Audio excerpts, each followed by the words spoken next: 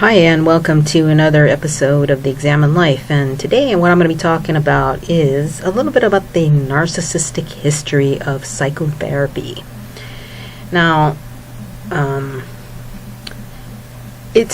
I'm about to discuss here is pretty much my own opinion that I've derived from my own understanding of psychology, because I did study psychology. I mean, not overly in depth, but I made it up at least to abnormal psychology, and as well as I had been in therapy for quite a while, and I noticed consistent behavior from therapists that finally, have kind of led me to the conclusion. I use that term. I use the word conclusion loosely because everybody has their right to be whoever they want to be. But what I noticed is that there's a certain mindset,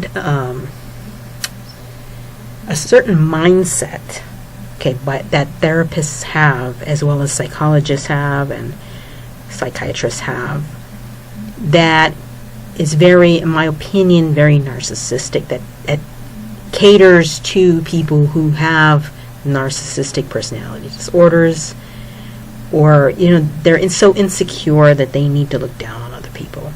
And then what they do is they go into the field of psychotherapy, psychology, so that they can look down on other people and legitimize their and hide behind establishment. Let's put it that way. They hide behind the establishment.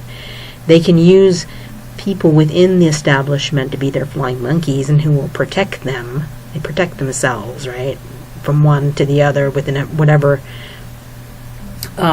establishment they're in, or workings that they're working within, so that they're not all accountable. You can't hold them accountable. Narcissists won't allow themselves to be held accountable for anything. So that's why we currently have things called HIPAA laws.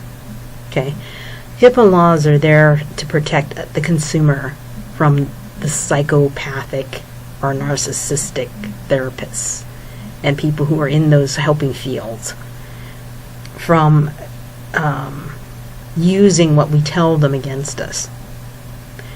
But anyways, I don't want to get off too much on a tangent. I want to talk about why I came to the conclusion that psychotherapy in itself is not a healthy dynamic. And I think that if you're coming from a product of being abused by a narcissist, whether it be your husband or boyfriend or girlfriend or father or mother or whatever, when you're coming from that background, your perception of what is healthy is definitely very skewed. You've been programmed with a particular way of looking at the world and a way of accepting certain types of behavior, and you actually go out and seek it.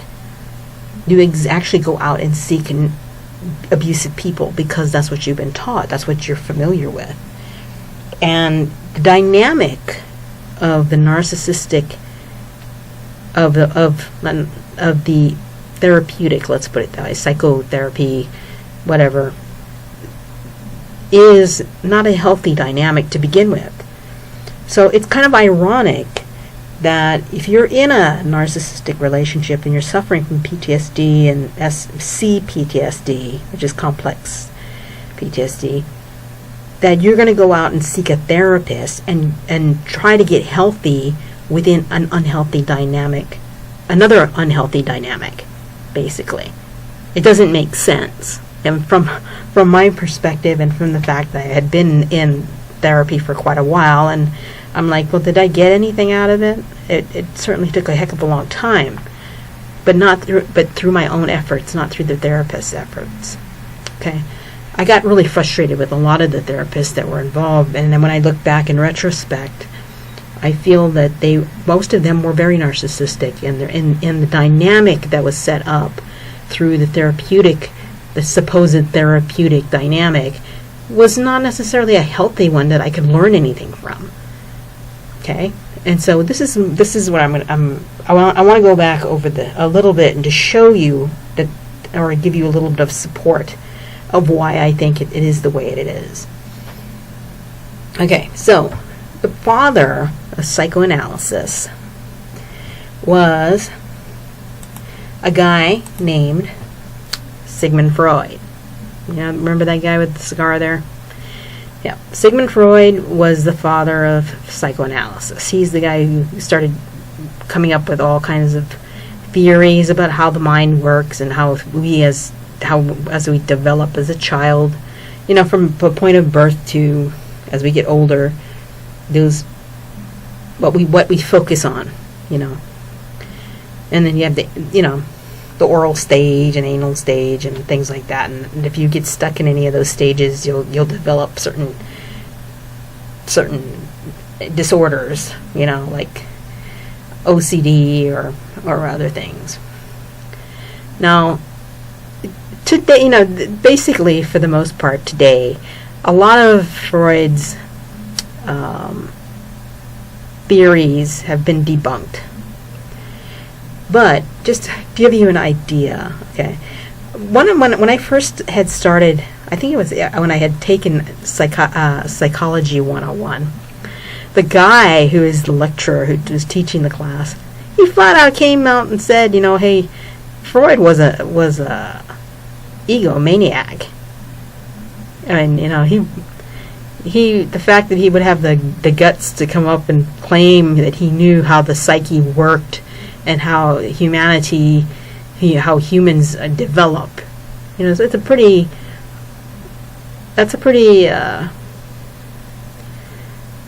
what's the word, grandiose claim. And he came up with his theories, and you have to kind of buy into the theories for that they're real or not. And they were just theories, but what he based them on, I don't think there were any experiments that he based them on. They were just his theories. And he came up with a lot of jargon that were the foundation for psychology. So this is a little article that I found out, because it was like I was thinking back on, okay, who came up with the whole term narcissism and all that? If you read this one, this is the Narcissistic Personality Disorder and Pathological Narcissism, a brief history of narcissistic personality disorder. Okay, over here, I knew that he had coined the term narcissism. Where is it down here? It says, oh, here. The term narcissism was finally coined by Sigmund Freud in his work on narcissism and introduction in 1914. So, he is the one who actually coined the term in terms of using it within the context of psychology. Which should tell you something right there, that it's kind of like Sam Vaknin. And for those of you who don't know who Sam Vaknin is, but he's this guy on YouTube, and he says that he's been diagnosed as a full-blown, you know, narcissist twice, and he's proud of this. He's proud of it. And, you know, he's supposedly the foremost leading expert on narcissism. And maybe he is. You know, some people don't take it seriously, but, well, I mean, there's a lot of people, I mean, all you really have to do is live it, you know, in terms of being on one end of the stick or the other.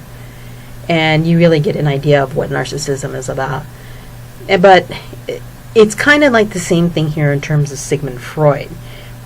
He was, if from my understanding from all the teachers that I had, you know, his theories got debunked long ago, and he didn't necessarily have a great moral character either. I mean, he married one of his clients. He had an affair with another client when he was married to the wife who was originally his client. And of course, I guess back in those days they didn't have the supposed ethical code that they have now. But even now, you don't necessarily have any. You have the therapists who are ethical. I mean, it's all there, but and same thing with Carl Jung. Carl Jung was he was a friend of Sigmund Freud, and Carl Jung, his thing was more of the unconscious mind, and understanding the symbols of the unconscious mind, and through things like dream interpretation and things like that. And so Carl Jung's theories were more based on, where do we go and grow from, as opposed to Sigmund Freud, who's basically laying it out that if you get stuck in any of these early stages of life, you're stuck for the rest of your life as a with it, whatever this order is.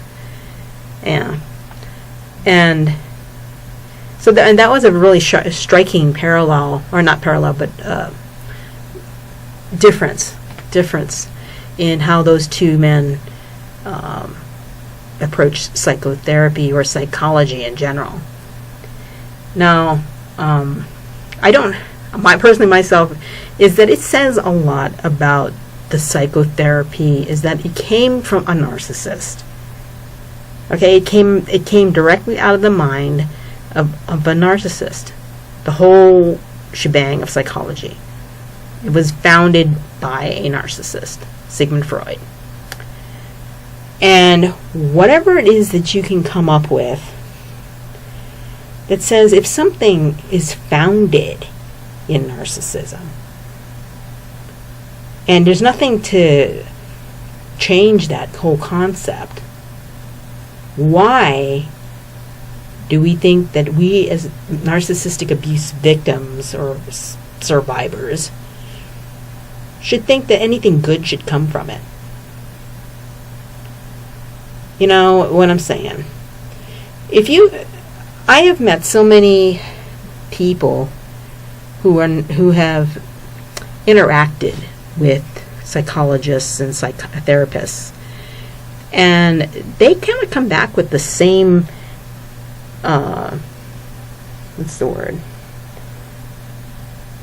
same experience, similar experience that I've had with them. I had one friend that I was just telling him about this one therapist that I had. I was telling her about it, and I said, she asked me, well, what kind of profession is she in? And I said, well, she's a therapist. And then she said to her husband, who was sitting next to her, she says, oh, she says she's a therapist. And then the husband said, yeah, they're the worst kind. And she repeated that back to me, and she says, yeah, they got some serious issues. That's why they go into that profession. And then I met another guy who was saying that he had dated a therapist, and I just kind of described my experience with, therapists that I've had, and that they're so many of them are, just very aloof. They're not warm people. Some of them may be warm, but then they're just evasive.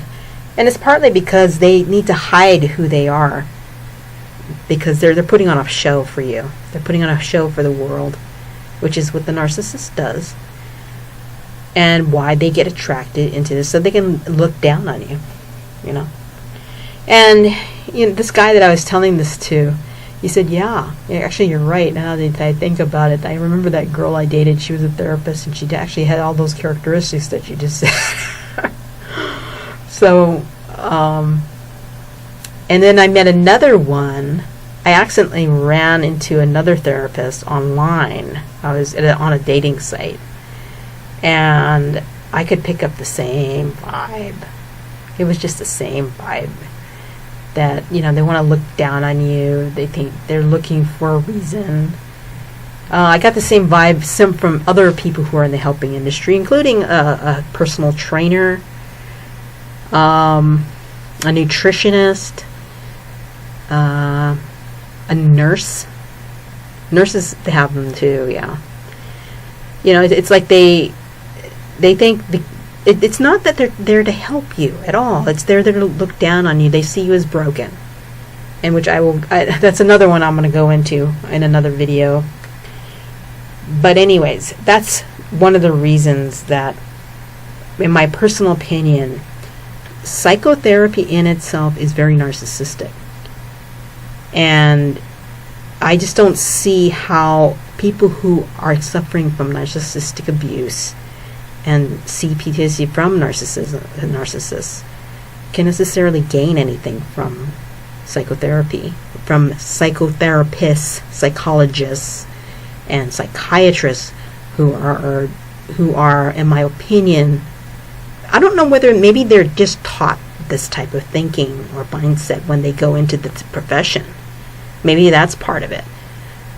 But I think it's just wrong. I don't think any of those people belong in this field.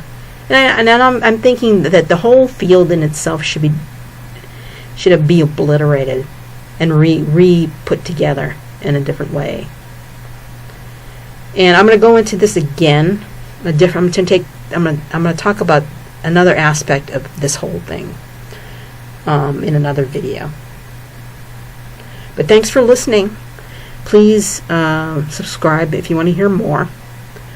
And I'm going to be talking about other aspects of narcissism from my own experience, as well as from what I know and what I've encountered with other people, from my own experience with therapists and therapy.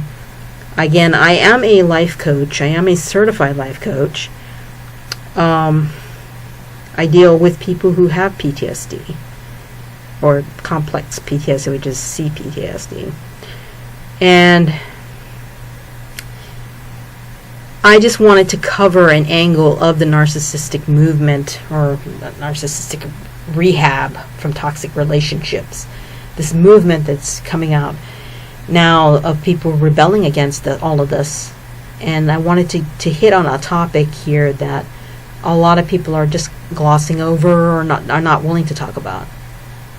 So thanks for listening, and please leave a comment if you want to, ask a question, or you can tell your story if you wish.